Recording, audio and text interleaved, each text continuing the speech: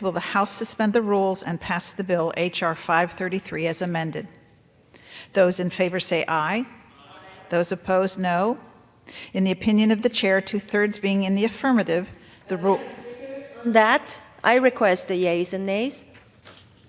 The yeas and nays are requested. All those in favor of taking this vote by the yeas and nays will rise and remain standing until counted. A sufficient number having risen, the yeas and nays are ordered. Pursuant to Clause 8 of Rule 20, further proceedings on this question will be postponed.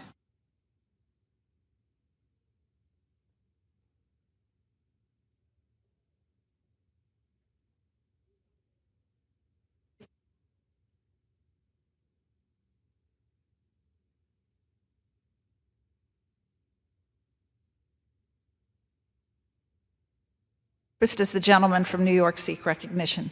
Madam Speaker, I move that the House suspend the rules and pass H.R. 3016 as amended.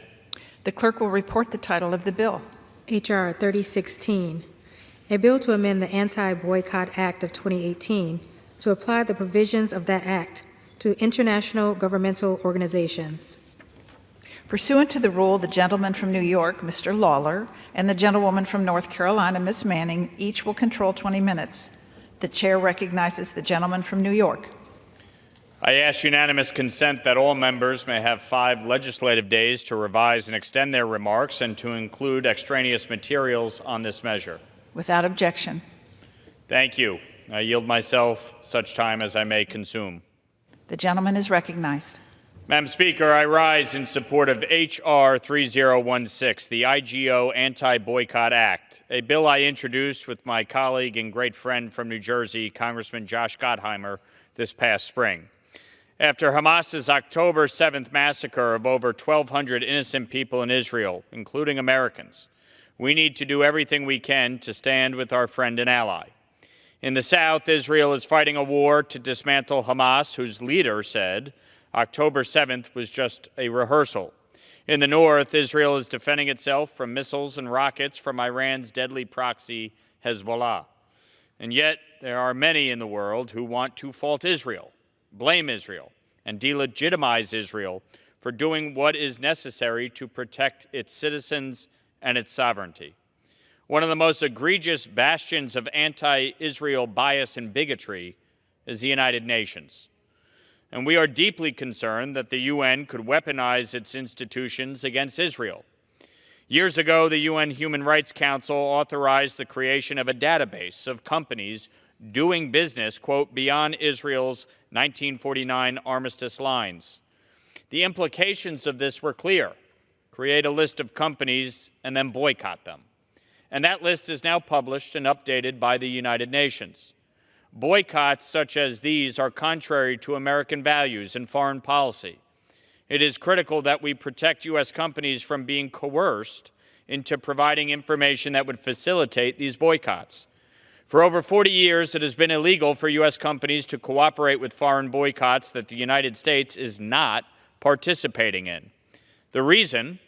Foreign countries should not be able to use U.S. companies to undermine U.S. foreign policy.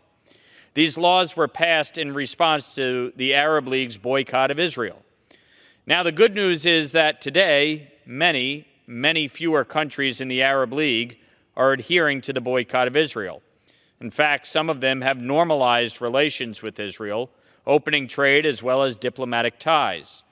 But we are faced with the potential that U.S. companies might be pressured to cooperate with this UN list and a subsequent boycott of Israel. If that were to happen, the UN would be using U.S. companies to undermine U.S. foreign policy, and that is simply unacceptable.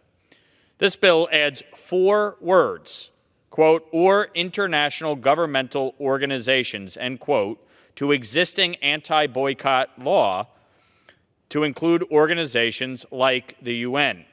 It is my sincere hope that the UN will not foster such a boycott against Israel, as Israel is responding to the deadliest attack on Jews since the Holocaust. And this bill is especially necessary with the constant anti-Israel bias emanating from the UN.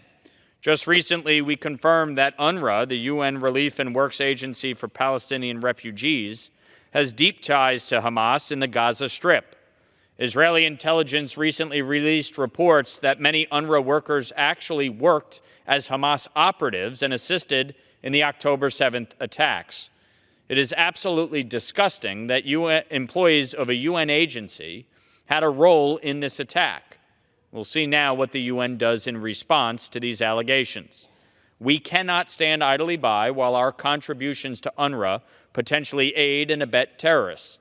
Our support must only go to organizations that uplift humanity, not those that undermine peace and security. And so I urge my colleagues to join me in voting for this bill today so that we can take a stand against the UN and other IGOs and the anti-Israel bias present at UNHRC and UNRWA. This bill is just a start. The American people stand with Israel. I reserve the balance of my time. The gentleman from New York reserves the balance of his time. The gentlewoman from North Carolina is recognized. Madam Speaker, I rise in strong support of H.R. 3016, the IGO Anti-Boycott Act, and I yield myself as much time as I may consume. I strongly support legislative efforts to combat international boycotts that target U.S. companies engaged in business activities in countries friendly to the United States, including Israel. That is why I support H.R. 3016, bipartisan legislation introduced by my friend Representative Mike Lawler, a member of the Foreign Affairs Committee, and by my great friend, Representative Josh Gottheimer of New Jersey. This legislation reinforces existing anti-boycott laws and U.S. policies to combat those international boycotts. I will continue to support ways to protect U.S. businesses from being pressured into complying with unsanctioned foreign boycotts against Israel.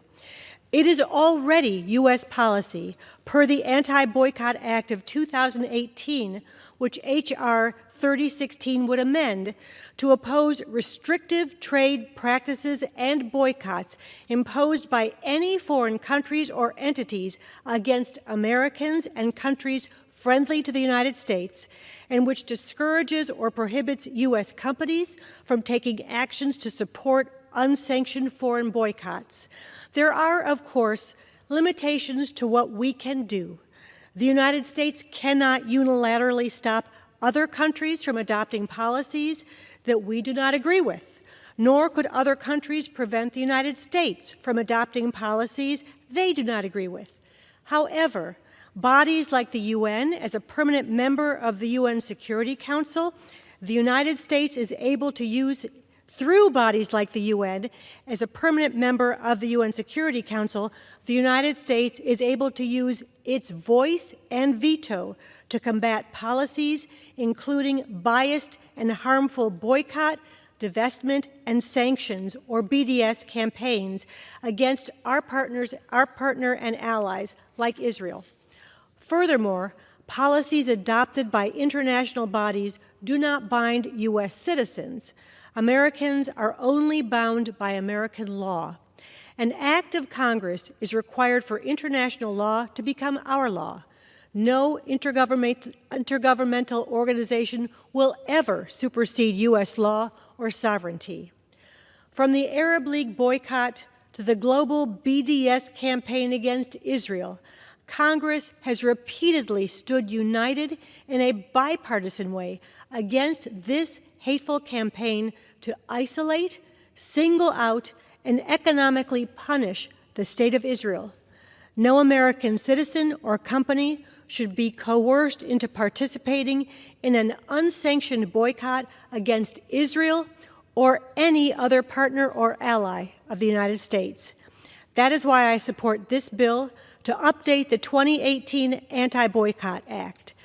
I encourage my colleagues to join me in supporting this measure, and I reserve the balance of my time. The gentlewoman from North Carolina reserves. The gentleman from New York is recognized. I reserve. The gentleman reserves. The gentlewoman from North Carolina. I yield 2 minutes to the gentleman from Texas, Representative Joaquin Castro. The gentleman is recognized. Thank you, Madam Speaker. This piece of legislation is a bad idea. The right to participate in a boycott is an expression of free speech and free association that have been enshrined in American law since our nation's founding. This bill would allow the president, any president, to compel the speech of Americans. That is unconstitutional and dangerous. Let me lay out a few scenarios that this bill would enable. An international organization calls for a boycott of goods made through forced Uyghur labor in China. An American citizen, concerned about the ongoing Uyghur genocide, vocally expresses support for this boycott and participates in it. Under this bill, a president could decide that China is a, quote, friend to the United States and penalize one of our own fellow citizens with a $1 million fine and 20 years in prison. Under this bill, an American citizen who participates in a European Union boycott of goods made in Russian-occupied Ukraine could be jailed for 20 years under an American president who was friendly to the invasion. There are no safeguards under this law. The president has the complete power to decide when a country is covered by this law. That I cannot support. If an American chooses to participate in such a boycott, it should be their decision and theirs alone, not the United States government. I urge my colleagues to oppose this legislation, and I yield back. I reserve. The gentlewoman reserves. The gentleman from New York is recognized. I yield myself as much time as I may consume. The gentleman is recognized. Thank you, Madam Speaker. To my colleague from Texas, we accepted one of his amendments during the markup to address some of his accountability concerns. But let's be clear, this is not an anti-First Amendment bill. This bill adds 4 words to existing law. It does absolutely nothing unprecedented. It only expands coverage of existing protections to include IGOs. The bill is not discriminatory against proponents of the BDS movement. Rather, it prevents discriminatory actions against Israel and other countries friendly to the United States so as not to undermine U.S. foreign policy. IGOs, like the United Nations, continue to impose one-sided and biased policies against the state of Israel. You can't wait until after the fact to protect Israel and the Jewish people, as we saw on October 7th. While the EU doesn't maintain a similar blacklist, there have been EU-based efforts to create one and further other BDS initiatives at the EU. For example, just last year, in February of 22, pro-BDS activists launched a campaign to call on the EU Commission to propose a new law to stop trade with settlements. Luckily, the campaign didn't reach the amount of signatures it needed to be brought before the EU Commission. Let's be clear, the BDS movement is anti-Semitic. BDS is one tactic in a long history of campaigns and efforts to delegitimize and isolate the state of Israel. It also applies a double standard to Israel. The BDS campaign does not support constructive measures to build Israeli-Palestinian engagement, nor does it promote peace negotiations or a mutually negotiated two-state solution to the conflict. Rather, BDS presents a biased and simplistic approach to the complex Israeli-Palestinian conflict, positioning this dispute over territorial and nationalist claims as the fault of only one party, the State of Israel, while ignoring other actors and dynamics, such as Palestinian shared responsibility for the continuation of the conflict. BDS advocates for self-determination for Palestinians while denying to Jews that same right. So many of our colleagues who have, for instance, called for ceasefires say nothing about Hamas's barbaric and horrific and brutal attacks on October 7th.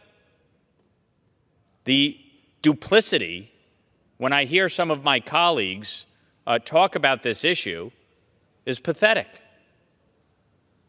The BDS movement uses divisive and inaccurate terms like apartheid, genocide, settler colonialists, and supremacists to refer to aspects of Israeli action or policy they criticize, language which serves to demonize the Jewish state and those who support its very existence.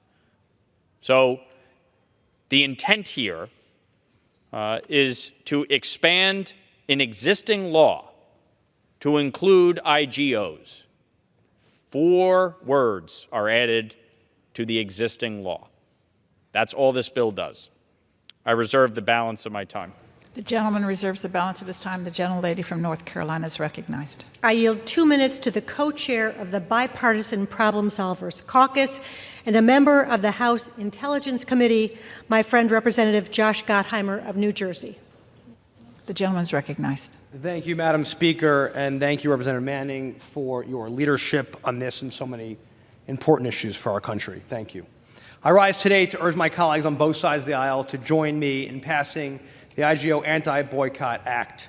I'm particularly honored to have helped introduce this bipartisan legislation with my very good friend and fellow Problem Solver Caucus member, Mike Lawler from New York. I'm grateful for his leadership as well and the words he has just spoken. On October 7th, the world watched Hamas terrorists invade Israel and brutally kidnap, torture, rape, burn alive, and murder innocent babies, children, women, men, and the elderly, including dozens of Americans. Americans remain hostage to this day. This unprovoked war has underscored why I'll always stand with Israel and support our key democratic allies' right to defend herself from those who seek her destruction. This bipartisan legislation is a key step to counter anti-Israel bias and anti-Semitic BDS movements strung along by enemies of our nation. And as my colleagues said, the BDS movement is anti-Semitic. We must move quickly to stop international governmental organizations from unfairly and unjustly alienating Israel. It's unacceptable. And speaking as my colleague did about the United Nations and UNRWA in particular, and what's come out even in the last days about UNRWA, which is, again, part of the United Nations, playing host to a Hamas data center. We know that a significant number of Hamas fighters are employees at UNRWA. And I just want people to understand that funding from the United States of America should not be supporting any terrorist fighters like those in Hamas. It's totally unacceptable, and that is not where dollars from the United States should be going. Right now, anti-Semitic and anti-Israel rhetoric has spread across the country and the world. According to the ADL, between October 7th and January 7th, there were more than 1,300 instances of anti-Semitic acts and expressions of support for terrorism against the State of Israel. Today, we have a chance to stand up for our ally Israel and to stand up against anti-Semitism and all of the disinformation which continues to spread around the world on sources like TikTok. You yield me 30 Yield more additional seconds, 30 seconds. The gentleman's recognized. We know that on TikTok, which is supported by the Chinese government, by CCP, they're continuing to spread disinformation. Disinformation is also coming out from many of these organizations. We must stand up against it. This legislation does nothing to violate the First Amendment. In fact, it's the importance of being able to stand strong with the First Amendment that allows legislation like this to make it to the floor in Congress, to let leadership from Mr. Lawler and others and the excellent work here of Ms. Manning. So that kind of leadership is critical. So, Madam Speaker, I once again urge my colleagues to vote for and help pass the bipartisan IGO Anti-Boycott Act. We must stand strong up against Hamas. The gentlelady reserves. The gentleman from New York is recognized. I reserve the right to close. The gentleman reserves. The gentlewoman from North Carolina. I have no further requests for time, and I'm prepared to close if the other side has no further speakers. The woman is recognized. I yield myself as much time as I may consume for the purpose of closing. I support this bill and the underlying provision of law it seeks to amend, which works to protect U.S. businesses from being targeted by foreign boycotts, particularly against nations friendly to the United States like Israel. I hope my colleagues will join me in supporting H.R. 3016, and I yield back the balance of my time. The gentlelady reserves. The gentleman yields. Yields. The gentleman is recognized. I yield myself the balance of my time. I want to thank my Democrat co-lead, Congressman Josh Gottheimer of New Jersey, the co-chair of the Problem Solvers Caucus, and all of our bipartisan co-sponsors for working with me on this important bill to update our anti-boycott laws to respond to potential threats facing the United States and our ally Israel. We must stand with our ally Israel and not allow rampant, institutionalized anti-Israel bias and bigotry at the United Nations to delegitimize the state of Israel. And so I urge all of our members, to vote in favor of H.R. 3016, and I yield back the balance of my time. The question is, will the House suspend the rules and pass the bill H.R. 3016 as amended? Those in favor will say aye. Aye. Those opposed, no. It's the opinion of the chair, 2/3 being in the affirmative. The rules are suspended. The bill is passed, and without objection, the motion to reconsider is laid on the table.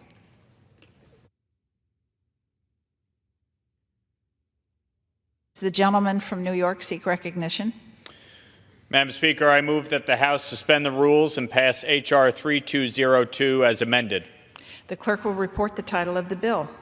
H.R. 3202, a bill to prohibit any official action to recognize or normalize relations with any government of Syria that is led by Bashar al-Assad and for other purposes. Pursuant to the rule, the gentleman from New York, Mr. Lawler, and the gentlewoman from North Carolina, Ms. Manning, each will control 20 minutes. The chair recognizes the gentleman from New York. I ask unanimous consent that all members may have 5 legislative days to revise and extend their remarks and to include extraneous material on this measure. Objection. I also ask unanimous consent to introduce into the record an exchange of letters with the Judiciary Committee. Objection. Thank you. I yield myself such time as I may consume. The gentleman is recognized. Madam Speaker, I rise in strong support of H.R. 3202, the Assad Regime Anti-Normalization Act. I want to begin by thanking my colleague and friend, Joe Wilson, the chairman of the Foreign Affairs Committee on the Middle East, North Africa, and Central Asia Subcommittee. This legislation is critically important. It has been almost 13 years since Bashar al-Assad unleashed his brutal war on the Syrian people. Hundreds of thousands of innocent people have died because of the Assad regime's unrelenting brutality. This is a regime that, with the support from Russia, Iran, and Hezbollah, tortures men, women, and children at an unthinkable scale. These crimes are undeniable.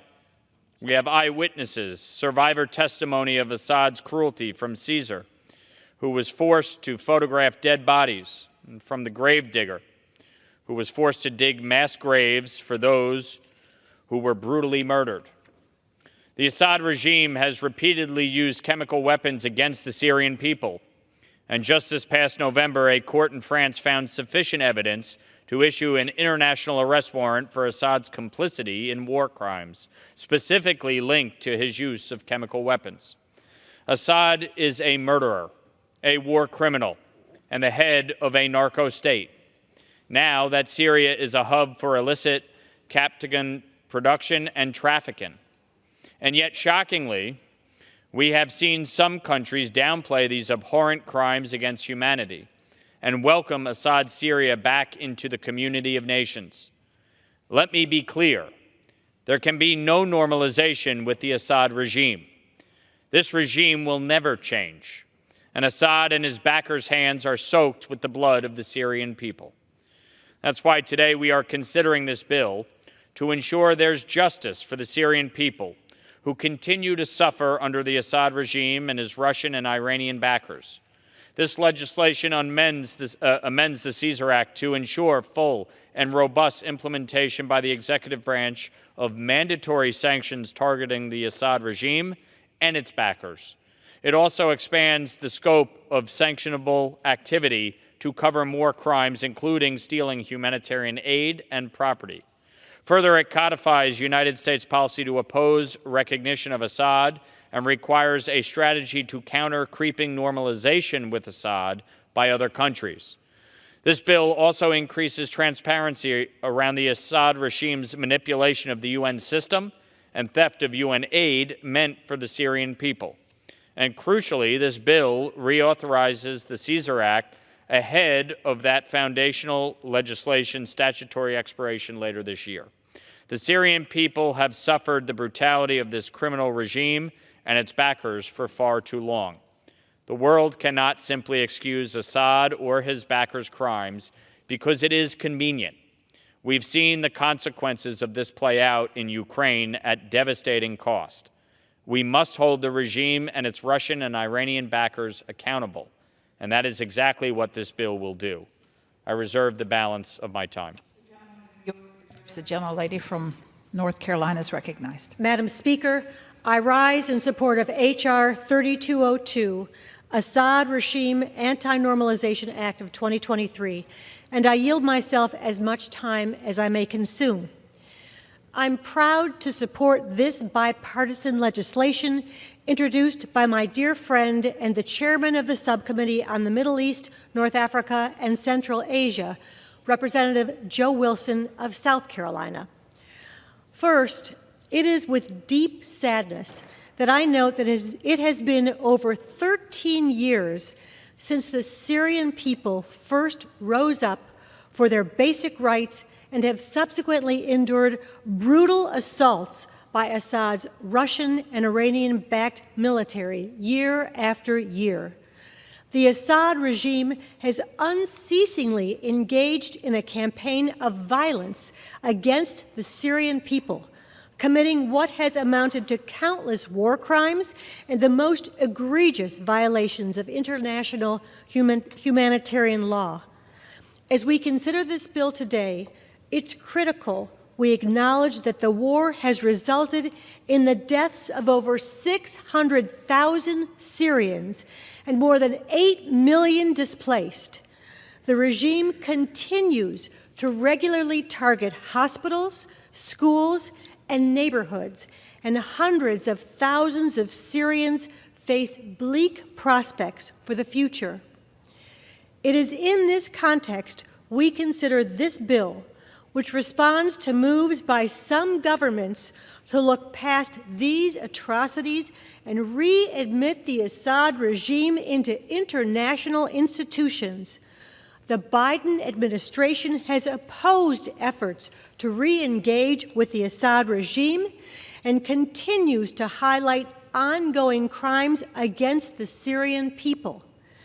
I stand with the administration and those who believe Assad must be held accountable, and I'm glad that members of both parties have stood together to publicly condemn the welcoming of the Assad regime back into the Arab League.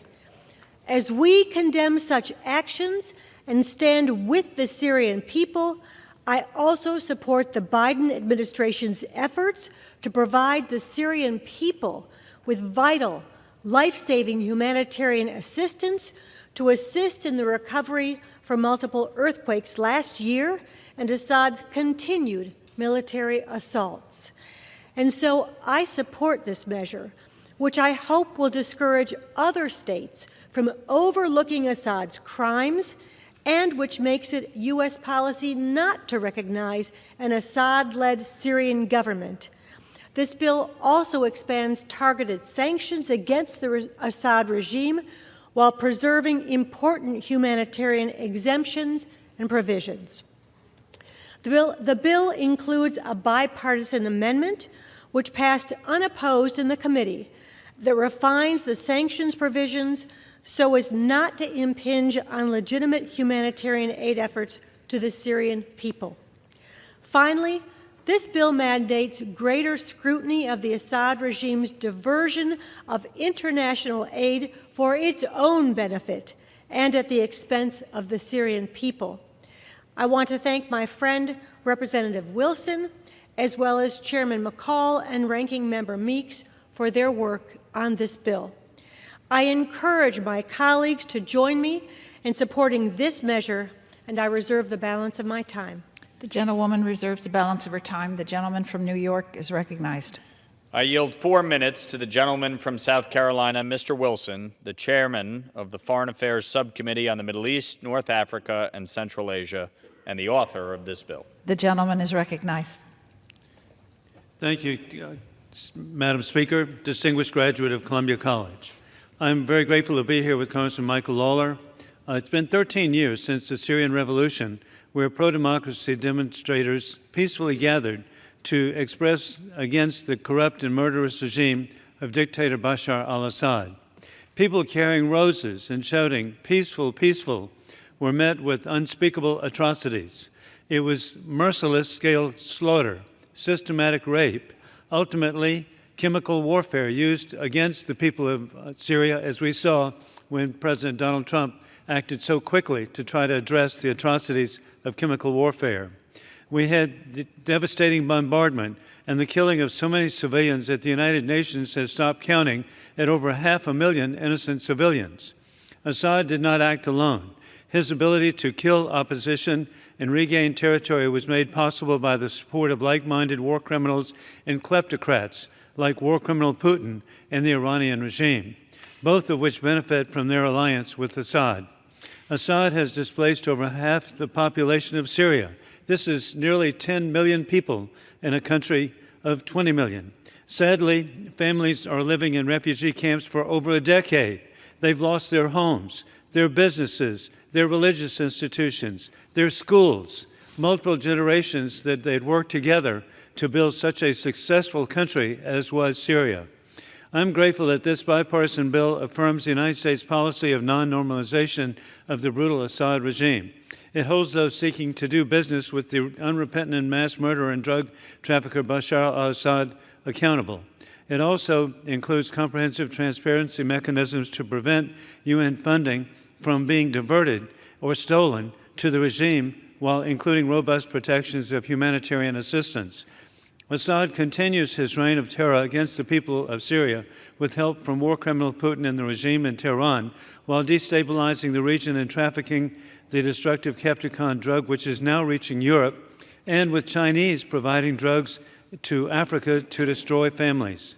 The unconditional welcoming of mass murderer Assad into the Arab League, which we so appreciate, the Arab League itself, was disgraceful. To do business with Assad is the normalization of death and depravity, in the contrast to the moral standards of American allies who are members of the Arab League. The passage of this bill is a testament to the work of the Syrian Americans, many of whom are survivors of torture at the hands of the regime. All of them have lost a loved one. I'm grateful to Speaker Mike Johnson, to Chairman Mike McCall, Ranking Member Greg Meeks, and staff, Gabriela Zak, Omar Hasino, and Stephanie Pendarvis, along with the Syrian American patriots who are in the gallery today, who have worked to bring this bipartisan bill to the floor. I am also grateful to be working with my good friend Congresswoman Kathy Manning and Congressman of my sister state of North Carolina, and also with Congressman Mike Lawler from New York. To the Syrian people, you're not forgotten and you will never be forgotten. Your country has a rich history of democracy. We will continue to stand for a free and democratic Syria against the dictators with rule of gun who are invading democracies with rule of law. I yield back. Gentleman yields. I reserve. The gentlewoman reserves from North Carolina. I'm sorry, from New York. A lot of New Yorkers do move to North Carolina, I know. unfortunately. But I yield 3 minutes to the gentleman from Arkansas, Mr. Hill, a member of the Foreign Affairs Committee and Vice Chairman of the Committee on Financial Services. Gentleman is recognized. Madam Speaker, I thank you very much. I thank the gentleman from New York. I certainly thank my good friend from South Carolina. I stand in full support of Joe Wilson's good bill to counter the butcher Assad. You know, the gentleman from South Carolina and I spent a great deal in 2023 traveling the Middle Eastern region, talking to our partners in the Arab world, warning them of the consequences of readmitting Assad back into the Arab League. And while official U.S. policy does not support normalization with Assad, we have U.S. government officials like Brett McGurk, Assistant Secretary Barbara Leaf, watering down that position of U.S. policy, encouraging Arab countries to, quote, get what you can for normalization. What did we get? We got more war, Madam Speaker. The Arab countries said, let's cut out Capticon trade and drugs.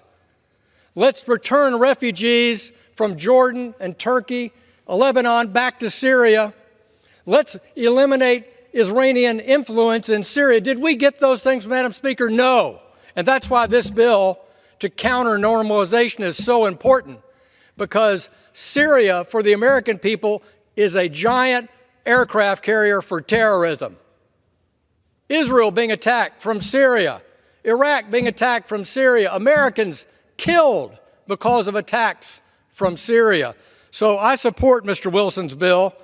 I urge my colleagues to support it, and I yield back the balance of my time. The gentleman from New York reserves. I reserve. The gentlelady from North Carolina is recognized. I have no further requests for time. I'm prepared to close if the other side has no further speakers. The gentlewoman reserves. The gentleman from New York. I yield 2 minutes to the gentleman from West Virginia, Mr. Mooney. Gentleman is recognized. Thank you, Madam Speaker.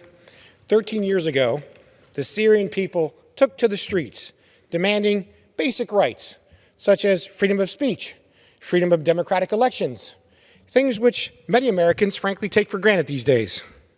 They also demanded an end to the Assad dictatorship. Assad responded with extreme brutality, including the use of chemical weapons such as sarin gas. I'm honored to represent the proud and patriotic Syrian American community in West Virginia, and I rise today to support this bipartisan legislation which will hold the Assad regime accountable for its crimes against the Syrian people. Unlike President Trump, President Biden has refused to enforce the congressionally mandated sanctions. For example, President Biden has allowed countries in the Middle East to normalize relations, such as waiving sanctions for countries in the region to make energy agreements with Syria. The Assad regime should not be allowed to normalize, and it should not be recognized by the United States. You know, Syrian Americans, like many immigrants, work hard. They come here and, you know, they defend their communities and they want peace and freedom around the world, things we all support. It is important for America to take leadership in this regard. My mother fled a communist country, Cuba, and that country to this day is still oppressed by the communist brutal dictator there who just will beat you up if they disagree with you. So this is a good time to stand in support of the people and freedom and stand up against the brutal Assad dictatorship. And with that, Madam Chairman, I yield back the balance of my time. New York reserves. I reserve the right to close. From North Carolina. No further requests for time. I'm prepared to close. You have no other speakers. The gentlewoman from North Carolina is recognized. I yield myself as much time as I may consume for the purpose of closing. We cannot overlook the Assad regime's atrocities against the Syrian people. Allowing the regime back into international organizations would do just that. I support the administration's work to hold the Assad regime accountable and believe this bill reinforces the administration's efforts by making it U.S. policy not to recognize an Assad-led Syrian government, discourages other nations from doing so, and expands targeted sanctions on the regime.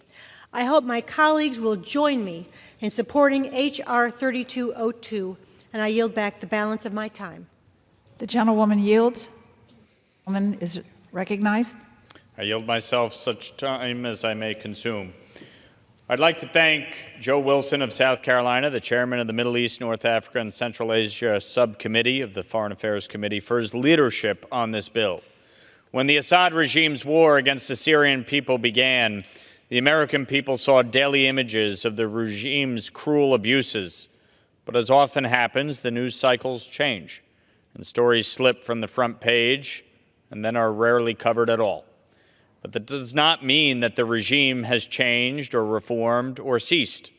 The same butchers who gassed and tortured children are still running Syria, and they are continuing their brutality. It is vital that the United States maintain its policy of no normalization, or we will be giving a green light to dictators around the world that they can wait out accountability for their crimes. Attention will shift, and they can stay in power. And that would be a death knell for human rights and international norms and standards. And so I urge all members to join me in voting for H.R. 3202 and I yield the balance of my time. The question is, will the House suspend the rules and pass the bill H.R. 3202 as amended? Those in favor say aye. Aye. Those opposed, no. In the opinion of the chair, 2/3 being in the affirmative. On that, I request the yeas and nays.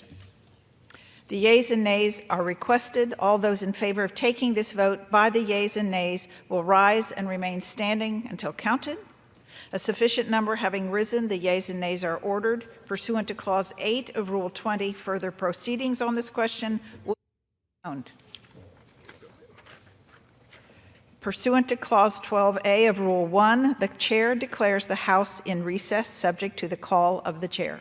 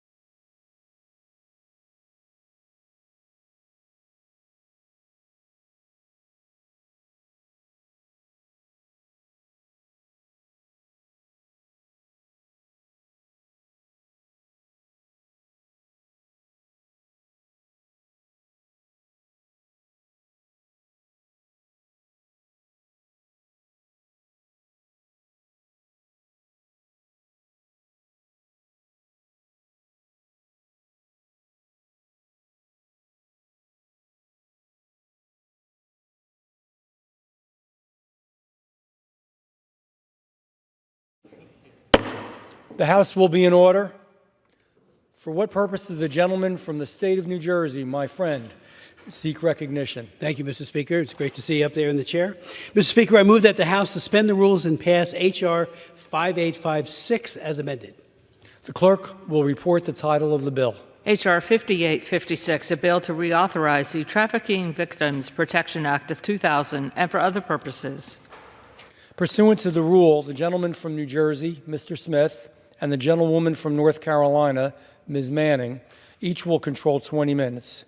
The chair recognizes the gentleman from New Jersey. I thank the Speaker. I ask unanimous consent, Mr. Speaker, that all members may have 5 legislative days to revise and extend their remarks and to include extraneous material on this measure.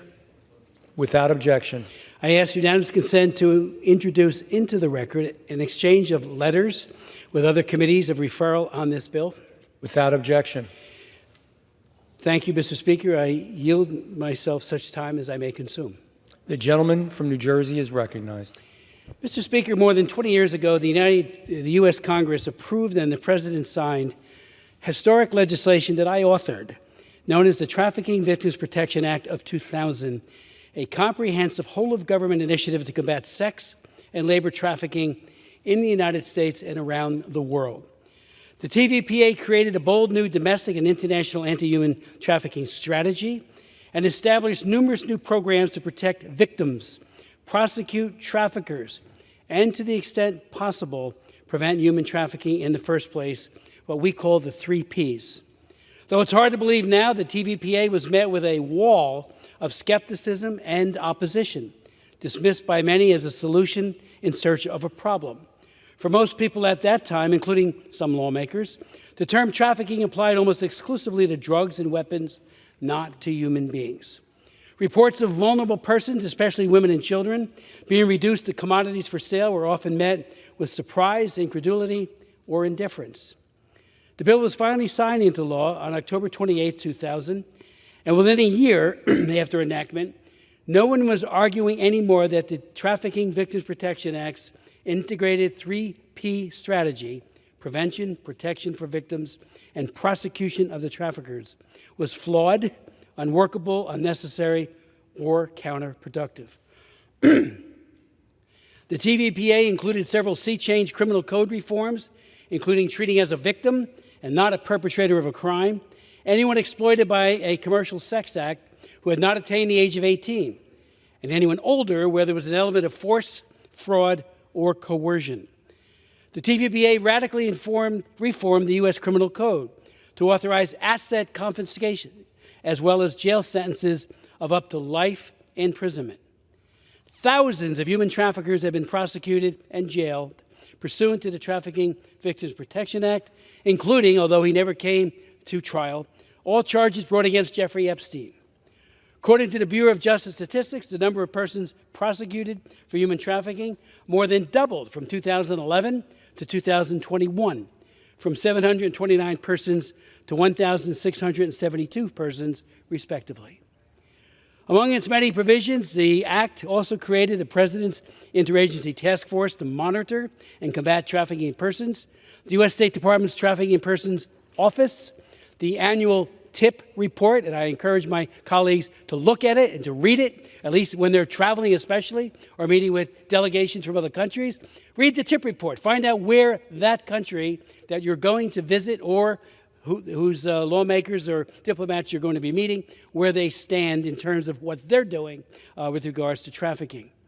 It also calls for serious and sustained efforts to eliminate human trafficking. If they don't, and if they really have a horrific record, they get put on Tier 3 for egregious violator, and they're subject to sanctions.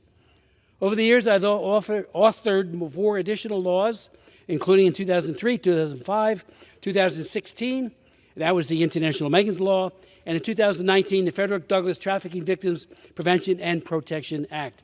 And we are reauthorizing that and the underlying TVPA today. Today, the House considers a 5-year reauthorization named after and in honor of the great abolitionist and civil rights leader, Frederick Douglass.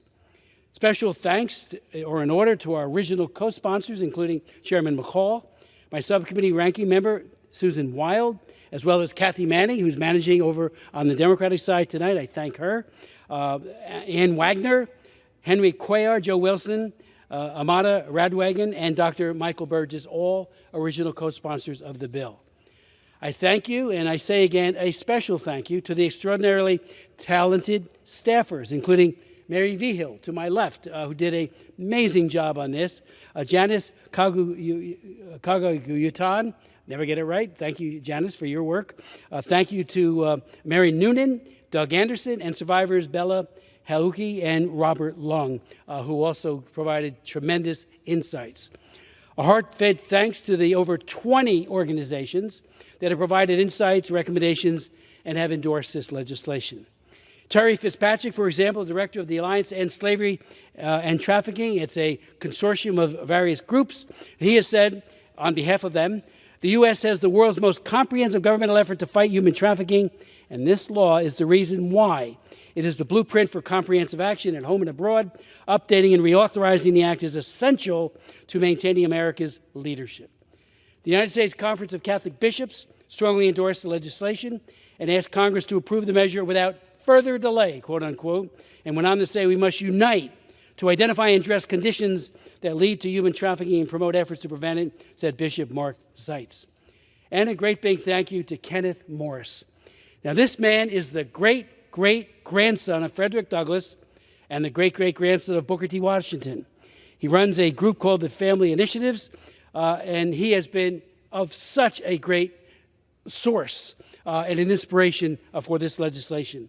He has said that this legislation, named after his ancestor, emphasizes education and resilience as effective means to prevent human trafficking among children, prevent re-trafficking of survivors, and provide support and hope to survivors in their journeys towards self-empowerment. Mr. Morris goes on to say, in the words of my great-great-grandfather and great American abolitionist Frederick Douglass, quote, enslavement is a scourge on humanity, and that to expose it is to kill it. Slavery is one of the monsters of darkness to whom the light of truth is death. Expose slavery, he goes on to say, and it dies. This wisdom, he goes on to say, is in the form of human trafficking, which is modern-day slavery. Since 2008, he points out that they have helped and trained 60,000 adults and 500,000 children in the skills of keeping themselves safe from harm. This legislation has provisions in it to make our young people situationally aware from elementary and secondary school so that everyone knows what the traffickers do, how horrible their schemes are, their nefarious organizations, what they do with drugs and other ways of enticing young people, and next thing you know, they are trafficked and they're in modern-day slavery. Let me also point out that the bill seeks to promote, as I said, situational awareness. It also authorizes survivors' employment, housing, and education programs, authorizes a program for housing. You know, one of the things we find is that a woman or a man, but most are women, are liberated. Where do they go? They need help. And we do have programs in existence. This will redirect some of those funds to help them get a house, a home, so that they are less likely and less vulnerable to being re-trafficked. It makes scalable programs through training of the trainers in collaboration with Internet Crimes Against Children's Task Force. It encourages the use of prevention efforts to include accessible, age-appropriate, and trauma-informed approaches for USAID beneficiaries, and further incorporates counter-trafficking efforts across our development portfolio. We know for a fact that is a problem in developing countries where sometimes even the peacekeepers engage. I had hearings and worked on, and there was just another one the other day that John James chaired about peacekeepers. The fact that sometimes they become the ones who engage in trafficking and abuse young people. It streamlines statutory language for Tier 2 watch lists, reauthorizes the state office to monitor and combat trafficking.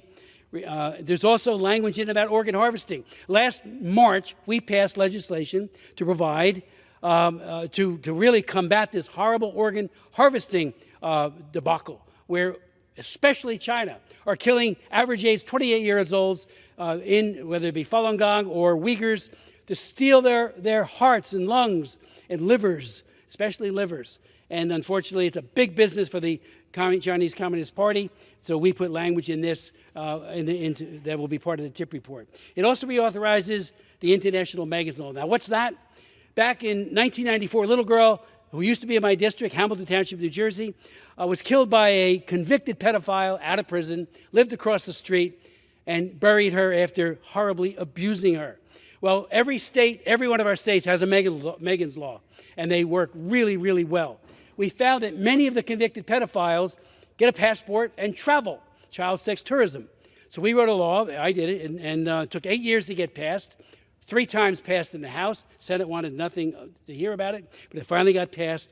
And that says a number of things, including that before they travel, these individuals have to register with the U.S. government, and we inform the country of destination that they soon will be coming. If they want to say, no, you can't come in, well, that's exactly what happens. They don't get to go to that country. It's run by the Angel Watch Center. They do a magnificent job, and I want to thank them. The law is working.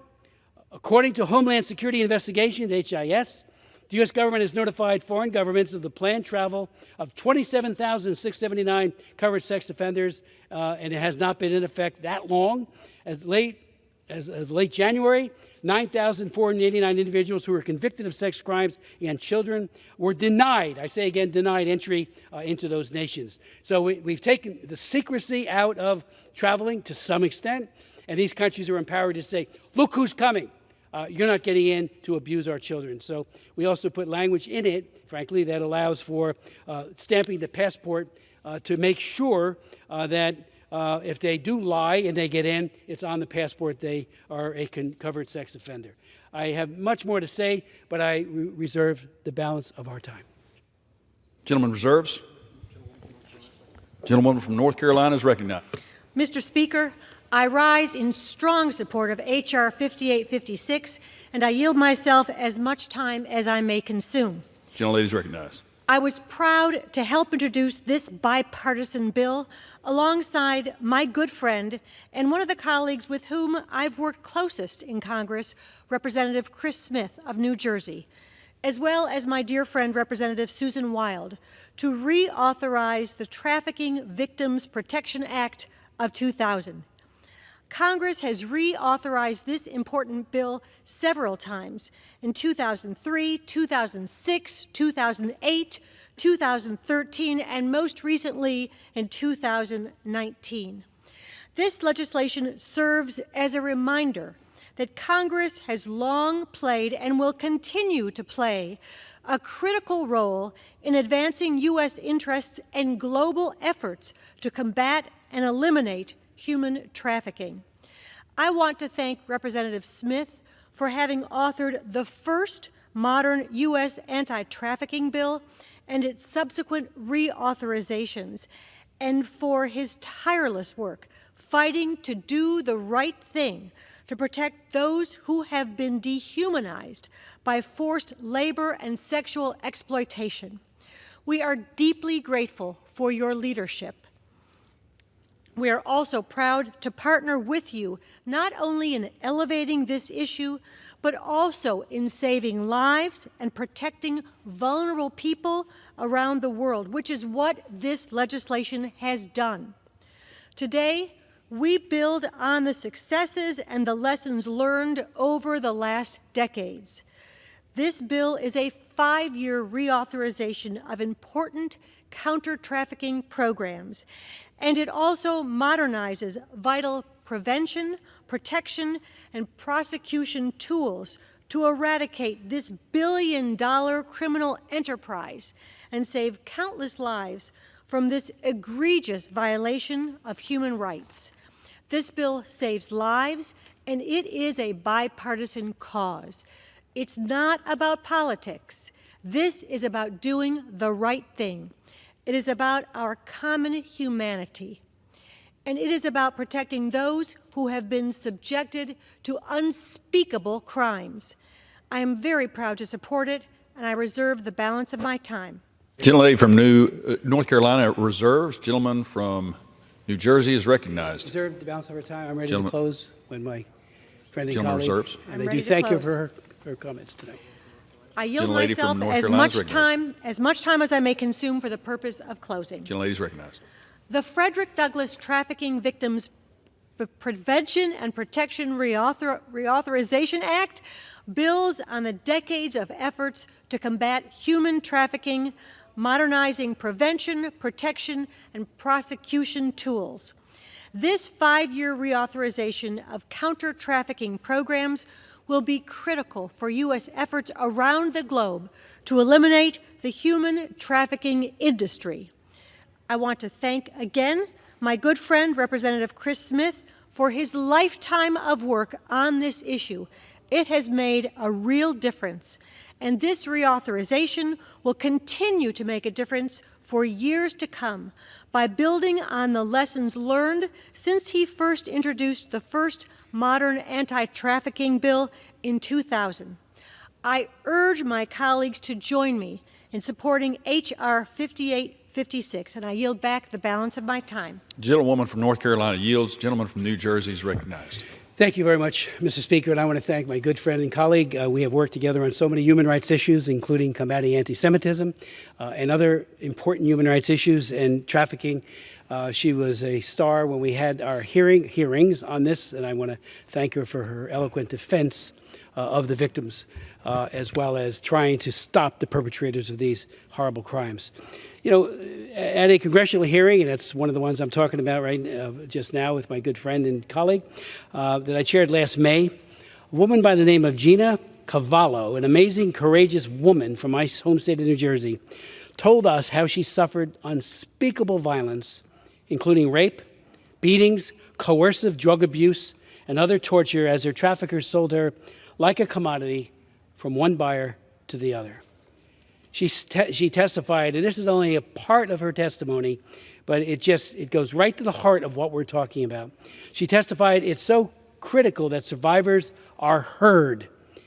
And she said that the Frederick Douglass Act is a direct result of listening, and we listened to her and other human trafficking victims, and that's much of what we have here tonight has been informed by their insights. Gina Cavallo told us that she was a survivor of domestic violence and childhood abuse. That experience as a child led me, this is her talking now, to a place where I felt ashamed, unloved, rejected. It also led to me being trafficked. Force, fraud, and coercion, she goes on to say, were all used by someone who pretended to be my friend, but ultimately abducted me into being trafficked. For nearly 2 years, from the age of 18, I was prostituted and sold to the highest bidder and raped over and over and over again. She went on, my identity was taken, and I was given a new name. Sleep deprivation, threats of violence, pornography, drugs, and food were all used as punishment and reward, leading to my traffickers taking complete psychological control over me. Does this sound like anything that a young person dreams of for their future? Being stripped and robbed of your peace of mind and of your body, your humanity, your dignity, and your respect. I became, she goes on to say, a commodity to be used for others' gain. But I often blame myself for the situation because I believed it was my fault. And I've heard, and I know my good friend Karen has heard this as well as other members of this chamber, so often the trafficking victims say, oh, it's my fault. It's not. They have been coerced, deceived, and drugged often into this terrible, terrible trafficking situation. She goes on to say, as a victim, I was taught to distrust my family and friends, and especially law enforcement. The more they isolated me, the more fear I felt, and the more control they gained, which is very intentional. It took decades for me to identify that I was a victim. I learned through counseling and by my continuous healing journey that what happened to me wasn't my fault. As a victim, I was left with a lifetime sentence, ruined relationship, addiction, hospital visits, suicide attempts, lack of jobs and education, and also left with shame and fear. In her testimony, Gina said, but what you especially can do as lawmakers is to ensure that every aspect of your work to end human trafficking that you put forward mandates widespread survivor-informed and trauma-informed training. She goes on, we need to create a safer country where people can come forward without stigma to reveal their experiences. No one should feel the double victimization of being trafficked, as well as feeling that they stay silent because of shame, fear, and not feeling safe. Today, Gina is a brave survivor with an indomitable spirit. She works in coalitions, including the New Jersey Coalition to End Human Trafficking and others, and speaks to many school assemblies. And believe me, when she speaks, those students listen. So in writing the Frederick Douglass Act, we listened to her and others, and we were moved, and of course it helped us to get it right. And again, that situational training that's at the core of this particular bill to make sure that our young people, I say to all my colleagues, there are curricula out there, and Frederick Douglass's foundation has curricula. Go to your schools, go to your police departments and say, please, will you take a look at this and have a day or two or more of training so that the young people, elementary and secondary age, and it also applies to college and higher education, that they know how to defend themselves, and they see a friend at risk, to intervene quickly before the traffickers get them on drugs and hurt them severely. I see we're pretty much out of time before the end of this time period, so I do yield back the balance of our time, and I urge a yes vote on this legislation. The gentleman yields. The question is, will the House suspend the rules and pass the bill H.R. 5856 as amended? Those in favor say aye. Those opposed, no. In the opinion of the chair, the two-thirds being in the affirmative, this gentleman from New Jersey seek recognition. On that, I request the yeas and nays. Yeas and nays are requested. Those favoring a vote by the yeas and nays will rise. A sufficient number having risen, the yeas and nays are ordered. Members will record their votes by electronic device. Pursuant to Clause 9 of Rule 20, this 15-minute vote on the motion to suspend the rules and pass H.R. 5856 as amended will be followed by 5-minute votes on the motion to reconsider House Resolution 863 and adoption of House Resolution 863 if ordered. This will be a 15-minute vote.